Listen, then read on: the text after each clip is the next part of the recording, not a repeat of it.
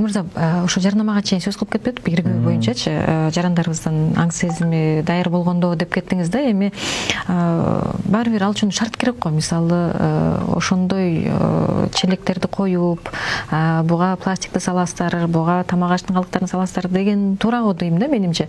Анан жанакы Европа банкынын долбоору боюнча эгер жанагындай иргөөчү завод салынса, ошол күнгө борбор калабыз жетеби, жарандарыбызга ошондой мүмкүнчүлүк түзүлөбү? Эми ачык эле айтайын, негизи башынан эле бул эрге туура эмес отурганбыз да.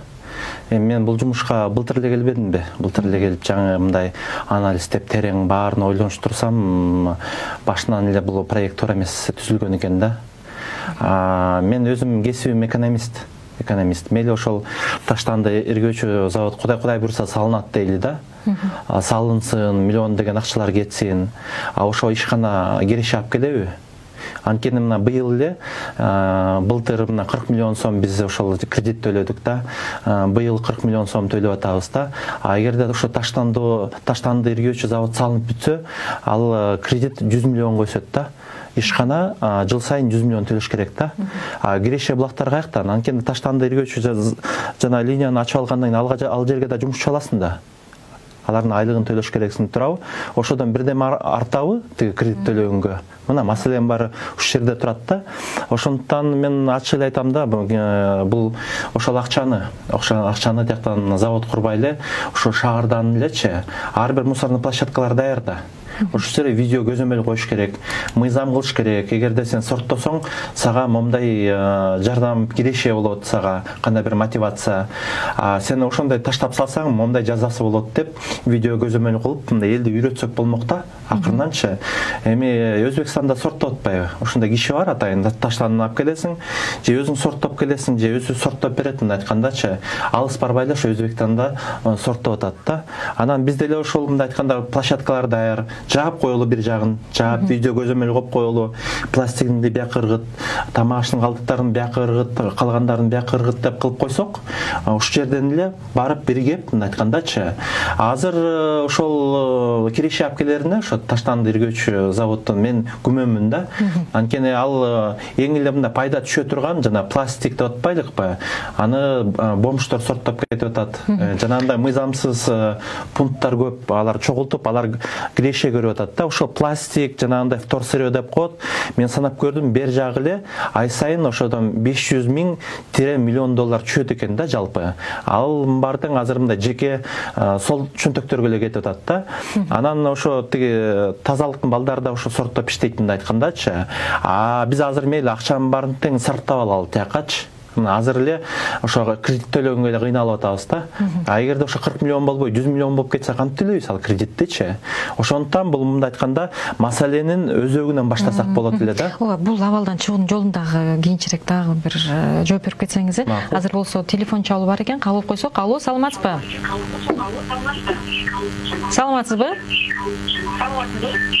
Алло. Алло, урматтуу көрөрман, саламатсызбы? Түзөбүрдүз? Ооба, угуп жатабыз сизди. Саламатсыздар. Саламатчылык, угуп Мен жатабыз. суроо бергенсем, бул мусор боюнча тиги балага сурайын дегем. Таштандыны чогултуу боюнча, мисалы үчүн Америкада мындай экен го. Кагазды өзүнчө, консерваны өзүнчө, пластикти өзүнчө, ошондой чогултат экен да, мисалы үчүн Америкада. Ошондойду бизде ошондой тартип кылсаңыз кандай болот? Мисалы үчүн жанагы мусор төккөн ящиктин ичинде ящигин ал жерине коюп, жазып коюп, адамдарды көндүрүп, ошого ушу телевизордон айтып адамдарды көндүрсөк кандай болот? Ошого мен сурап атам да, ушундай кандай болот деп. Чоң рахмат, урматтуу көрөрман, сурооңузга. Адил мырза, буга чейинки сурооңузду эң туура, эжеке туура айтып атасыз. Ушундай кылыш керек, туура жолу ушундай кылыш керек.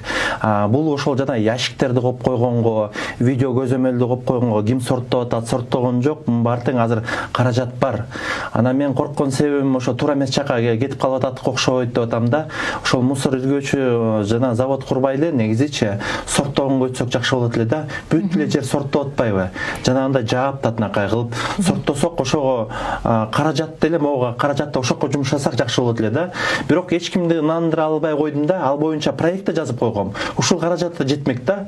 Баштайлы деп эми көп эле коркот да. Жоопкерчилик алгандан коркот да, анан болбой калсачы, элдер сорттобой койсочу депчи. Азыр мындай айтканда бул жалпысынан биздин кайсы бир районда пилоттук долбоор иштеди. Мен Октябрьский районда 3-микрорайонда баштаганбыз да.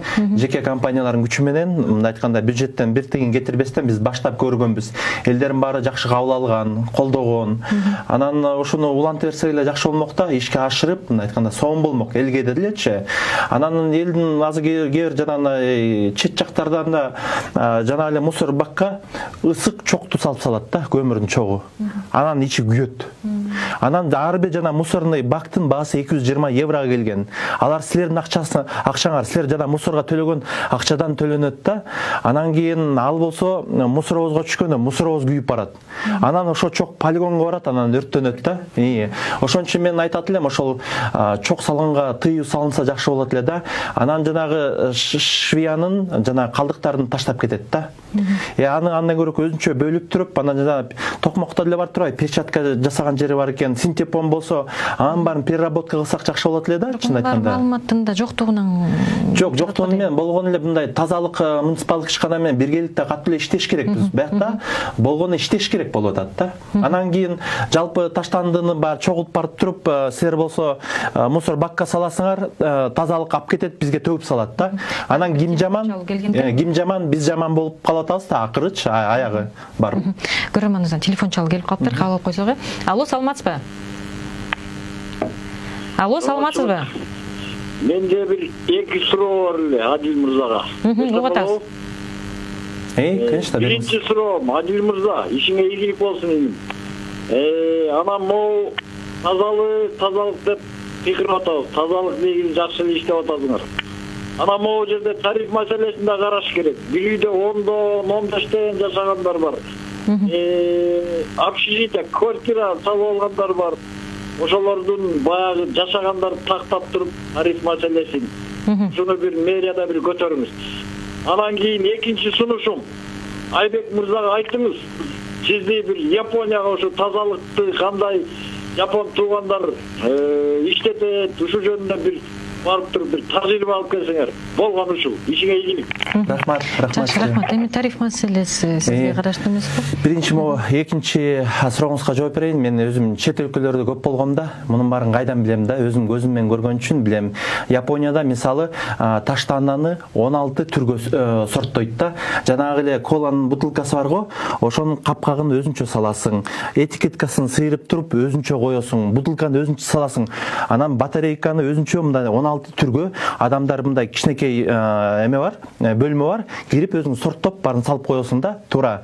Бирок биздин элибиз, жарандары, шаардыктар ошого даярбы деген суроо да. Анткени мейли байке сиз кыласыз, мен кылайын мунунчу. Анан кээ бирлер бар да, эми мындай айтканда колунда бар, көпкөндөр бар да, алар сорттоп жүрмөк билем алып туруп эле пакет менен ырып салат, болду. Аларды эмне кылабыз? Бул мына сиздин экинчи сурооңузга жооп, анан тарифтер боюнча жалпы маалымат айта кетейин, эгерде мына шаарда миллиондон ашык киши жашайт деп атабыз да, а болгону төлөгөндөргө келгенде 600 000, 700 000 эле киши төлөйт экен да. Ошондо орто эсеп менен бир 400-500 000 киши төлөбөйт да мусоргачы. Анан бул жерде негизи мен ойлойм да, көп эле жерден угуп калгам да, мусорго 50 сом төлөп коебуз депчи. 50 сом.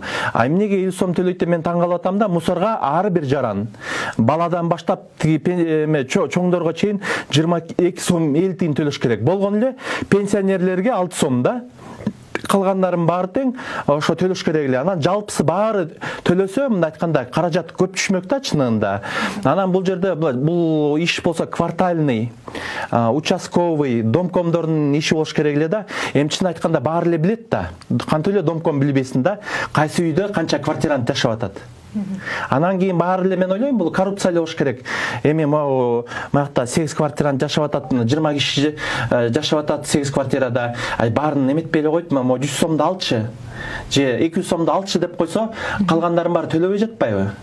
Эгерде чынында баары төлөгөндө, чыны бул проблема кредитта төлөнмөк деп айтканда, бул шарттарга эле кетмек да. Демекчи, Адил мырза айтып атпайсызбы, 40 миллион быйыл төлөдүк депчи. Негизи эле ошол мекеменин бюджети боюнча айта кетсеңиз, былтыр канча эле, анан чыгашаңыздар канча болду, киреше деги барбы? Бар болсо канча суммада? Ошону айта кетейин, негизи ишкана биз болсо бюджет, мэриянын бюджетинен 1 сом бизге которулбайт. Биз бюджеттен 1 сом албайбыз да. Муну хозрасчет деп коет, өзүбүз тапканыбызды кайра мындай кетиребиз да. Ошондо мындай доходный часть айтканда тазалыктан 54 миллион түшсө, дагы Октябрьская Комтранском деген компания 17 миллион эметет да, төлөйт да. Алардын ошол силер төлөгөн акчанын көбү эле ошол кредит төлөгөнгө кетет да. Биз жеке өзүбүздүн айлык мындай акыбыз, башка нерселер кетириш үчүн анча-мынча сортировка кылабыз да. Сортировка кылабыз, анан частный компаниялар кирет тиги полигон территориясындачы. Ошолордун баарын болуп, биздин айлыгыбыз, биздин солярка, бульдозерлердин соляркасы, тиги бульдозерлердин тетиктерине кетет да, мындай айтканда. Анан азыр мен кайрадан биз баарыбыз экономисттер болуп санап чыктык да.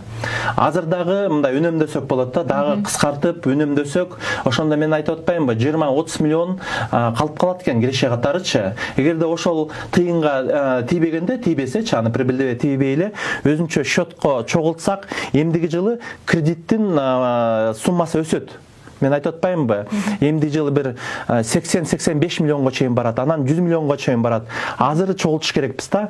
Ошондуктан мен ойлоп атам, азыр төлөбөгөндөр үчүн силер төлөгөндөр төлөп атасыңар да, мындай айтканда. Жалпы мында шарттарыбыз, бүт жарандарыбыз төлөгөндө азыр тариф маселеси да каралбайт эле да. Азыр мына кредит деп атат, кредит болсо, балким бул анык маалымат эмес, болгону эле божомол, тарифти көтөрүш керек деген маселелер туулуп атат да. Эгерде ошол МТУлар, Домком, кварталиналар катуу иштеп койгондо эле, анан өзүбүздүн чынында патриот болсок, калп эле көкүрөктү соккулай бербейк, патриотпуз деп. Патриот неден билинет? Ошо таштанды челекке кыргыт, төлөй турган салыктарыңды төлө, мусордугундан качпа. Эми мында свет болсо, светти өчүрүп коет экен да, төлөбөйсүң депчи. WhatsApp номуруна бир суроо келген экен да, бул суроо менин. Мусорду өчүрө албайт экенсиң да, кээ бирлер төлөбөйм деп койсо, эмне кыласың аны? Ошондой маселе да. Бир суроого көңүл бөлүп койсок, бул суроо менимче актуалдуу болуш керек, анткени көптөгөндөр кызыгып жатат да. Саламатсыздарбы дейт. Адил мырзага суроо, медициналык калдыктардын полигонго келиши боюнча Адил мырзаны күнөөлөп жатышат. Мен ойлойм да, бул полигонго чейинки процесс болуш керек деп. Деги жоопкерчилик кимде дейт. Анан ушул эле суроого улай, жанакыл санитардык талаптар дагы аткарылбай жатат деген да кептер айтылып жатпадыбы? Кирип чыккан машиналар ошол дезинфекцияланып, кайра чыгыш керек шаарга депчи, ошол боюнча дагы жооп берет. Аябай жакшы суроо. Бул жерден мен айтат элем да, биз полигон медицина калдыктарын кабыл албайбыз да.